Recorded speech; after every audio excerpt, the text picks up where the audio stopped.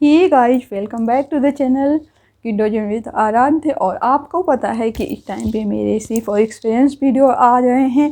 Normal ऐसे मैं अपना एक्सपीरियंस शेयर कर रही हूँ आप लोगों के साथ। एक कॉमन वीडियो जा रहे हैं, ऐसा कुछ ड्राइंग है इसका वीडियो अभी मेरा डालने का मूड नहीं कर रहा है, सो सॉरी। हाँ, मैं डालूँगी ज़रूर थोड़ा सा। मतलब उसके साथ साथ ये भी मैं शेयर करना चाह रही हूँ अपनी जर्नी। तो मैं थोड़ा सा यहाँ पे एक हमारे सोसाइटी की बहुत बुरी परंपरा है, इसके बारे में मैं हमेशा से सोचती हूँ कि मुझे लाइफ का एक जो सोसाइटी के एक प्रॉब्लम होते हैं और उसके लिए मुझे लड़ना ही लड़ना है इस सोसाइटी से। तो वो एक प्रॉब्लम, एटलीस्ट एक प्रॉब्लम तो हम सही कर सकते हैं। कितना हम कर पाएंगे नहीं पता है, बट हाँ, लड़ना, उसके लिए ये स्ट्रगल करना बहुत इम्पोर्टेंट होता है। तो क्योंकि हम एक न्यू जनरेशन हैं, हम ऐसा कर सकते हैं क्योंकि हम ही ऐसा कर सकते हैं। ना तो हमारे बच्चों के पास अभी बच्चों के पास वो राइट नहीं आए हैं, और जो पेरेंट्स हैं वो अपनी लाइफ जी चुके हैं। और देखिए, ये बहुत इम्पोर्टेंट है। हर कोई इस पे बात तो जब हाथ में स्पीकर आता है तो हर कोई इसके ऊपर बात करता है, बट कोई इसको एक्सेप्ट नहीं करता। आप बता सकते हो कि कोई एक्सेप्ट क्यों नहीं करता है? क्योंकि हम कभी भी जिसमें हमारा लॉस होता है ना, उस चीज़ को हम कभी एक्सेप्ट करते ही नहीं हैं। सिर्फ उस पर प्रवचन देते हैं, सिर्फ उस पर स्पीक करते हैं और हम भूल जाते हैं। तो वो टॉपिक है गाइज,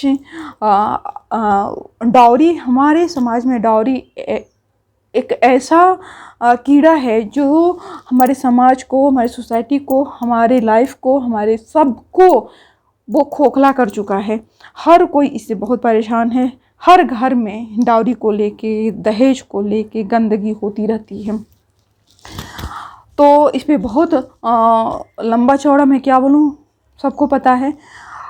तो आज के देखो, पहले क्या था कि एक बेटी होती थी और बाप हमेशा उसको क्या करता था, बेटी हुई और बाप बेटी के लिए पैसे इकट्ठे करने, उसकी डाउरी के लिए इकट्ठे करने स्टार्ट कर देते थे। अभी भी बहुत सारे लोग ऐसे हैं जो कर रहे हैं। बहुत कम ऐसे लोग होते हैं जो बेटी को बेटे की तरह चांस देते हैं। अगर आप को ऐसे पेरेंट्स मिले हैं तो आप प्राउड करिए कि थैंक्स टू गॉड कि आपको ऐसे हेल्पफुल, ऐसे अच्छे पेरेंट्स भगवान ने दिए हैं। उसमें से एक प्राउड डॉटर मैं भी हूँ कि मुझे भगवान ने बहुत बेस्ट पेरेंट दिए, जिन्होंने मेरी लाइफ में किसी भी, कि मैं लड़की हूँ, मेरी शादी होने वाली है, उनको भी डाउरी देनी पड़ेगी, इस चीज़ के लिए कभी भी उन्होंने मेरी लाइफ के जो कैरियर्स, मेरी लाइफ में जो कैरियर्स थे, जो एम्बिशन थे, उसमें कभी भी वो रुकावट नहीं बने। हमेशा वो हेल्प किए कि हाँ, मैं अपनी लाइफ में बेस्ट कर सकूँ। और मैं कभी मैंने फील नहीं किया, मैंने हमेशा यही फील किया कि मुझे मेरे भाई से ज़्यादा मेरे पेरेंट्स ने मुझे किया है। तो जब मेरे पेरेंट्स इस चीज़ के लिए ऑलरेडी लड़ चुके हैं तो मुझे लगता है कि मुझे इस चीज़ को आगे बढ़ाना चाहिए। यस, मैं एक प्राउड मॉम भी हूँ, मेरा एक बेटा है। तो मैं कभी भी, अगर मैं ये एम्बिशन लेके चल रही हूँ कि डाउरी के लिए सिर्फ और सिर्फ मुझे लड़ना है, तो यस गाइज, मैं आज आप लोगों से प्रॉमिस करती हूँ कि मैं कभी भी अपने बच्चे को भी इसके अगेंस्ट सिखाऊंगी। कभी भी उसको एक लालच कभी इसके प्रति नहीं होगा। और कभी भी जब डाउरी की बात आती है तो आपको पता है गंदगी और गलती कौन करता है? कभी जिसकी शादी होने वाली रहती है वो लड़का नहीं करता है, हमेशा उसके पेरेंट्स करते हैं। डाउरी किसको चाहिए होता है? पेरेंट्स को। जब बच्चा होता नहीं है वो समझ जाते हैं कि ये हमारे बुढ़ापे का पेंशन है, अब तो बच्चा हो गया और इसको दहेज मिलेगा, और जिससे मैं अपने बुढ़ापे की सारी चीज़ें मैं आराम से करूँगा, या फिर मेरे घर में जो नहीं है। आप सोचो, कूलर, फ्रिज, वॉशिंग मशीन्स, सारे कुछ, बर्तन, गैस, ये सब हम एक लड़की का बाप क्यों देता है? लेकिन कभी भी लोग ये नहीं समझते हैं। हमने जैसा बताया, देखिए, इसमें हमारे सोसाइटी के ऐसा नहीं है कि एक वर्ग इससे अफेक्टेड है, हम पूरी की पूरी सोसाइटी से अफेक्टेड है। आपको पता है, मैं डाउरी पे मैंने कितना सुना है अपनी लाइफ में, बहुत सुना है। मेरी शादी हुई तब से लेके अभी तक मैं सुनती हूँ आई हूँ। लेकिन मैं यहाँ अपना डाउरी से रिलेटेड मैं क्लियर कर दूँ गाइज कि मैं PhD होल्डर हूँ। I have qualified PhD in environmental science after MPhil, B.Ed, MSc after then I have qualified PhD। तो ये सारे जितने भी डिग्रीज होते हैं ये फ्री के नहीं मिलते हैं, इसमें बहुत सारे पैसे लगते हैं। तो हमेशा ही जैसे आफ्टर मैरिज मुझे सुनाया गया कि मैंने अपने बेटे के लिए, मैं अपने बेटे को यहाँ भेजा या भेजी, मेरे बेटे में के एजुकेशन में इतना खर्च हुआ। तो अगर आपने अपने बेटे के लिए किया, मेरे लिए तो कुछ नहीं किया, मेरे लिए मेरे पेरेंट्स ने किया, तो मेरे पेरेंट्स तो कभी नहीं सुना है। आपको पता है जब भी आज आप अपनी बेटी को, चाहे एक और बहुत दुर्भाग्य हमारा कहिए कि एक लड़की चाहे जितना पढ़ लेती है तो उसके दहेज की जो वैल्यू होती है ना उतनी बढ़ती जाती है, कम नहीं होती है। जैसे मैंने PhD किया तो ऐसा नहीं कि मेरे फादर को दहेज नहीं देना पड़ा, और दहेज देने के बाद भी हमेशा एक सोसाइटी में देखते हैं कि अगर आपका बेटा है तो आप बेटे से उम्मीद करते हो, और being a parents you always say that I am a parent, so you can not say any bad things because that's not right। तो डार्लिंग, अगर आप उनको रिस्पेक्ट मिलना चाहिए तो वैसे ही एक लड़की के फादर को भी रिस्पेक्ट मिलना चाहिए। माँ बाप के रिस्पेक्ट, माँ बाप का रिस्पेक्ट इस बात पे डिपेंड नहीं होता है कि वो लड़की का माँ बाप है कि लड़के का माँ बाप है। माँ बाप सिर्फ माँ बाप होते हैं, वो चाहे लड़की के हों या लड़के के हों। तो मैं यहाँ बता दूं क्योंकि मुझे पता है मैं भी बहुत सारे लोग वीडियो छोड़ के भाग भी जाएंगे जो जैसे मैंने बताया कि 80% ग्रसित हैं इस बीमारी से, कि उनको बुढ़ापे का जो खर्चे हैं ना वो बेटे की शादी से देने हैं। उनके घर में कूलर नहीं है, फ्रिज नहीं है, वो सारे बहू दहेज में लेके आएगी, वो यूज करेंगे। इसके बाद बहू के माँ बाप को गालियाँ भी देंगे। तुमको रिस्पेक्ट मिलना चाहिए क्योंकि तुम पेरेंट्स हो के तुम अपने बहू के माँ बाप को गाली देते हो। ये हमारी सभ्यता है, ये सभ्य समाज की एक सभ्यता है। तो सबसे बड़ी गलती हमारी होती है, हम गर्ल्स की होती है। अगर आपके माँ बाप को कोई एक बार गाली दिया तो आप वहाँ ऐसे डट के खड़े हो जाओ कि इसके आगे अब कुछ नहीं है। अगर तुमने मेरे माँ बाप को कुछ कह दिया तो इसके आगे कुछ है ही नहीं अब। और कभी भी तुम अपने पेरेंट्स को ये नहीं फील कराओ कि वो तुम्हारे पेरेंट्स हैं इसलिए वो कमज़ोर हैं। लड़की का माँ बाप होना एक प्राउड और बहुत स्ट्रॉन्ग कंडीशन होता है, स्पेशली वो पेरेंट्स जिसने अपने बेटी को बेटा बना के पाला हो। कहा जाता है बेटी को बेटा कैसे मैंने बहुत सुना है, मेरे सिचुएशन में बहुत सुनाया जाता है। तुम्हारे तो पेरेंट्स बोलते हैं कि मैं अपनी बेटी को बेटा मानता हूँ। बेटा का मतलब क्या होता है? मेरे पेरेंट्स ने मुझे, मैं 10th के बाद अपने घर से चली गई थी, मैंने हॉस्टल में पढ़ाई किया। मैंने एक होपफुली कि एक जो मोटी रकम दहेज की होती है वो मोटी रकम सिर्फ मेरे पेरेंट्स ने मुझे PhD कराने में दिया है। PhD के हर रोज़ के खर्चे होते हैं। मिनिमम आप अगर PhD कर रहे हो तो मिनिमम अगर आपके रोज़ के खर्चे हैं तभी मेरे मिनिमम 500 to 600 लग जाते थे। जिस दिन कुछ खर्चे नहीं होते थे उस दिन की मैं बात बोल रही हूँ। मुझे सर्वे करने जाना पड़ता था, मशीन उठा के जाना पड़ता था, तो मिनिमम मेरे 500 to 600, जिस दिन कुछ खर्चे नहीं होते थे उस दिन के मिनिमम मैं आपको बता रही हूँ, मैक्सिमम मैं नहीं बता रही हूँ। इसके बाद रजिस्ट्रेशन के पैसे, हज़ारों खर्चे, रोज़ के खर्चे होते हैं। सोचो तो एक मोटी रकम मेरे बाप ने, जितना कि एक वो लड़की का बाप जो अपनी बेटी को पैदा करने के बाद दहेज जुटाता है, उतना मेरे फादर ने मुझे PhD करने में दे दिया। हाउ यू कैन से कि मेरे फादर ने कुछ नहीं किया? How you can say? Who give you right? Who give you right to say my father is तुम ऐसे क्वेश्चन पूछो।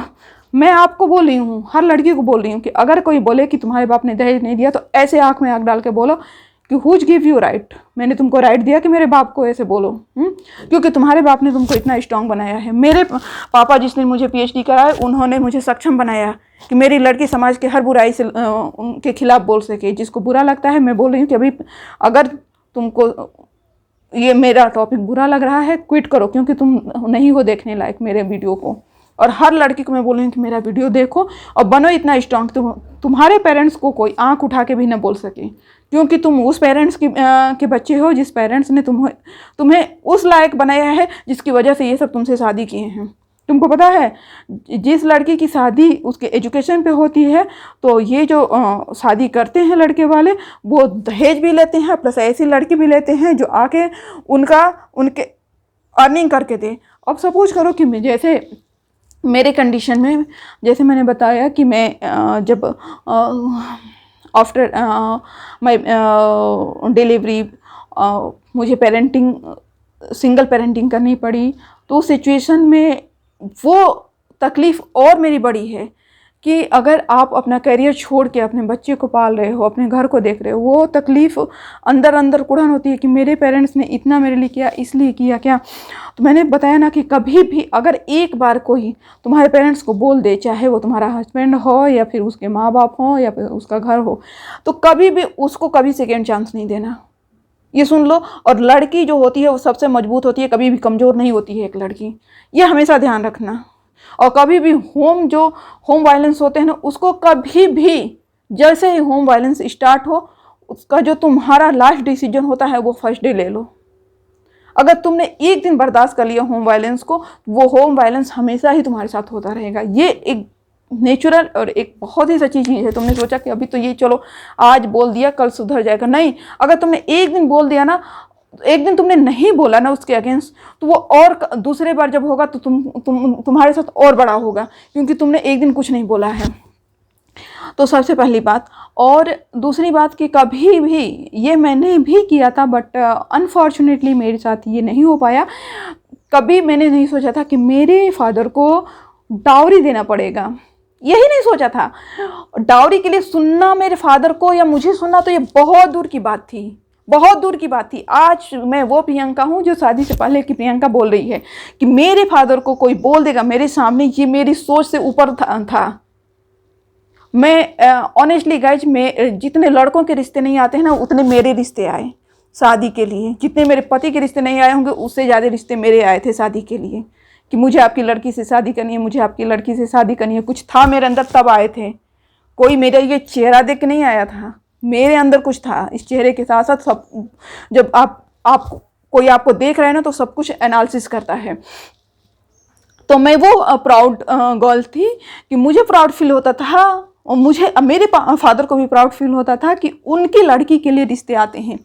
लोगों के यहाँ रिश्ते नहीं आते हैं, उनकी लड़की के लिए रिश्ते आते हैं सोसाइटी से, कि मैं आपकी लड़की से अपने जो भी रिलेटिव हैं, अपने बेटा, अपने जो भी हैं, मैं उनका शादी करना चाहता हूँ। और ऑनेस्टली कोई भी मेरा जो भी रिलेशन आया, वो कोई भी लोअर ग्रेड का कोई भी नहीं था।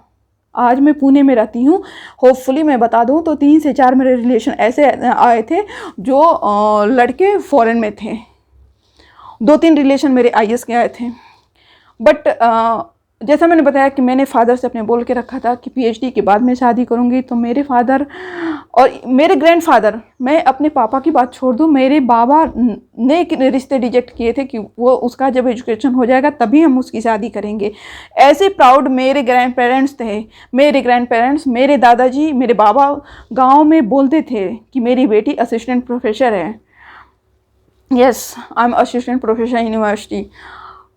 सो आज मैं जब डाउरी के लिए अपने पिता के लिए सुनती हूँ, मैं ऑनेस्टली मैं बोल रही हूँ, मैं सुनती हूँ, और मेरे यहाँ से और यहाँ तक सोचिए कि अगर आपकी थिंकिंग है कि आप ने ये सोच बना लिया कि मैं वहाँ शादी करूँगी जहाँ, मैं ये वीडियो सिर्फ लड़कियों के लिए बना रही हूँ, इसलिए मैं इंडिकेशन लड़कियों के लिए दे रही हूँ। लेकिन हाँ डार्लिंग, अगर कोई लड़का देख रहा है तो आप ज़रूर देखो, आपको भी सीख मिलेगी इससे, क्योंकि लड़की और लड़का डिफरेंट नहीं है, ये दोनों के लिए नॉलेजेबल है। मैंने जो रिश्ते आए वो सारे रिश्ते मेरे फादर के पास गए, कोई रिश्ता मेरे पास नहीं आता था, सब मेरे फादर के पास, ग्रैंड पेरेंट्स के पास आते थे।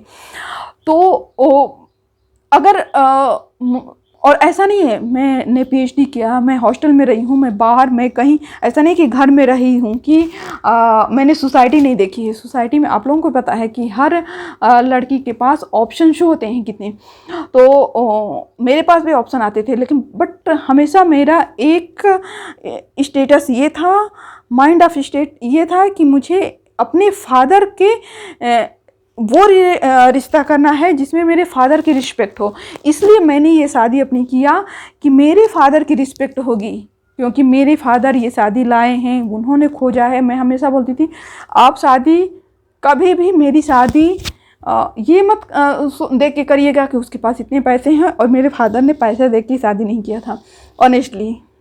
पैसे देख के, मैंने बताया ना कि मेरी शादी शायद उन सारी शादियों में जो आई थी अच्छी शादी, ऐसा नहीं कि बहुत वो हाई फाई की मेरी शादी नहीं है। और ऐसा नहीं है कि अगर मैं अपनी शादी खुद से करती तो इसे ग्राउंड मतलब इससे लो जाता।